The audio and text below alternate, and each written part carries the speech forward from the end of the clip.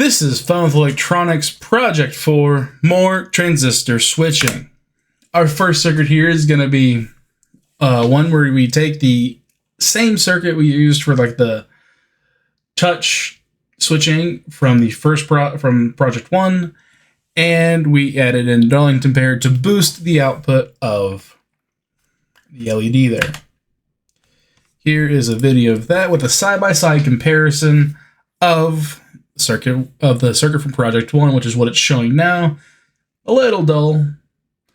It gets the point across though. Make sure our leads are correct there. Plug in your LED.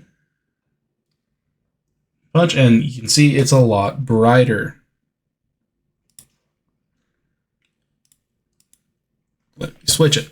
All right, then circuit 2, pretty simple. Normally closed push button switch. Basically, it's to see what happens when the switch is on versus off. With this, will essentially create a shorting this out, meaning the LED doesn't turn on whenever this is open. Via that, couldn't find an only closed switch, so I just pulled a toggle switch.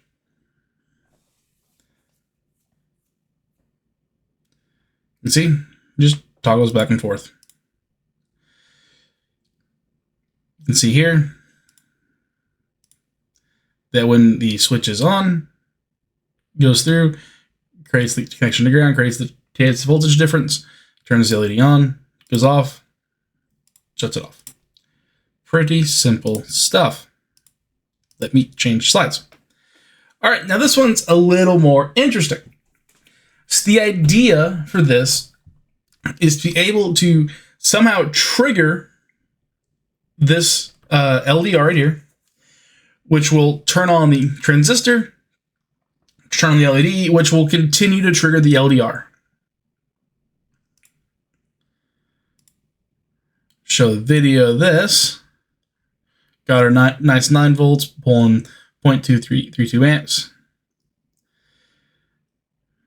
And so what's happened here, why that turned on, never got close, is because I had the flash on the camera at the time. And the camera flash is strong enough to turn on, but the room is not able to turn it on. Get close enough and it turns on, continues to stay on even as we pull away. I've had Jake turn off the lights in the room just so you can see it a little bit better. Turns it off, you can see light from the monitor behind it. Turn the light on, and there we go. You can see the LED takes over. Next video, please. All right.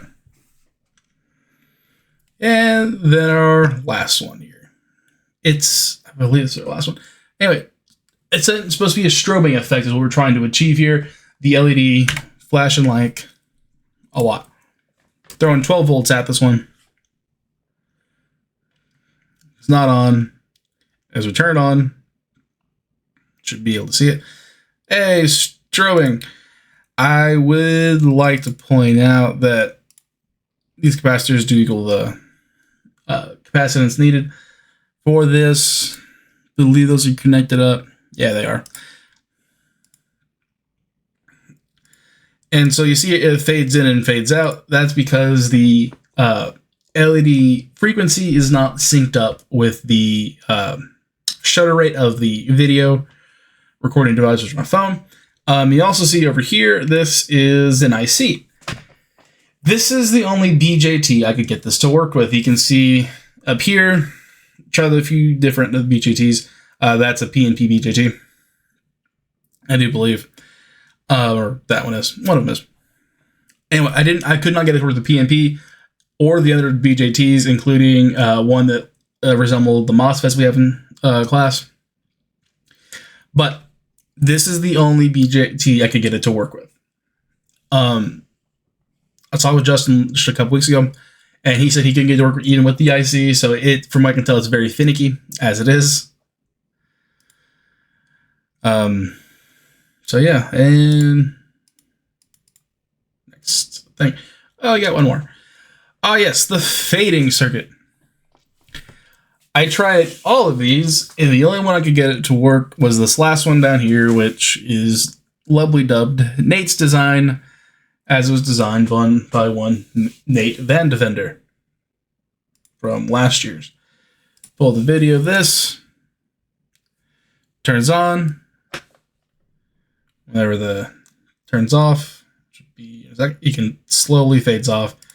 But this will be more featured in the next video for project number 5. I believe.